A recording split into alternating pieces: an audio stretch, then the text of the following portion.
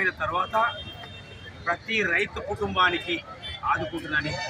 ప్రతి రైతుకు రైతు బంధు 15,000 రూపాయలు వేస్తానని, ఆ తర్వాత 2 లక్షల రూపాయలు మార్క్ చేస్తానని, అంతేకాకుండా రైతులకు బోనస్ 500 రూపాయలు ఇవన్నీ చెప్పుతూ రైతులని పూర్తి స్థాయిలో నమ్మించి నమ్మక ద్రోహం చేసినటువంటి ఈ యొక్క ప్రభుత్వము రేవంత్ రెడ్డి ప్రభుత్వం.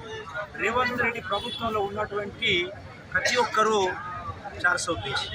కాబట్టి రైతులని ఈ రేవంత్ రెడ్డి ప్రభుత్వం మోసం చేసిందో ఆ మోసానికి మేము ఆ మోసాన్ని ఎండగట్టడానికి 100% రైతుల పక్షాన్ని మేము ఈరోజు రైతు సత్యాగ్రహ దీక్ష చేస్తున్నాం.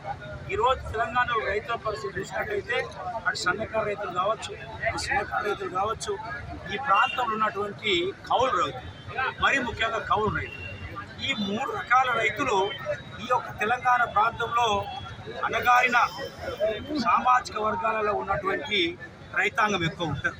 ఈ రైతులకు సరైన నమ్మకం లేదు. ఈ రైతులు నమ్మినటువంటి అన్ని మోసాలు చేసినటువంటి కాంగ్రెస్ పార్టీ పొందబెట్టడానికి ఈరోజు రైతులను మేము ప్రభావితం చేయడానికి, చైతన్యవంతం చేయడానికి భారతీయ జనతా పార్టీ పక్షాన నిలబడి మేము ఈరోజు ఈ యొక్క దీక్ష చేస్తున్నాము. రైతులందరూ తెలుసుకొని ముందుకొచ్చి రాబోయే రోజులలో కాంగ్రెస్ పార్టీ మోసం చేసిన మోసాలను ఎండగట్టి రాబోయే రోజులలో భారతీయ జనతా పార్టీ చేస్తున్నటువంటి రైతులకు చేస్తున్నటువంటి అన్ని రకాలుగా సంక్షేమ ఫలాలను గుర్తించి రైతులు భారతీయ జనతా పార్టీకి దగ్గర కావాలని, భారతీయ జనతా పార్టీ రైతులను ఆదరిస్తుంది కాబట్టి రైతుల సంక్షేమమే భారతీయ జనతా పార్టీ అనుకుంటూ మేము ఈరోజు చేస్తున్నటువంటి పద్ధతి రైతాంగం కోసం. కాబట్టి రైతులు అర్థం చేసుకోవాలి. భారత్ మాతా కే రైతు లేనిదే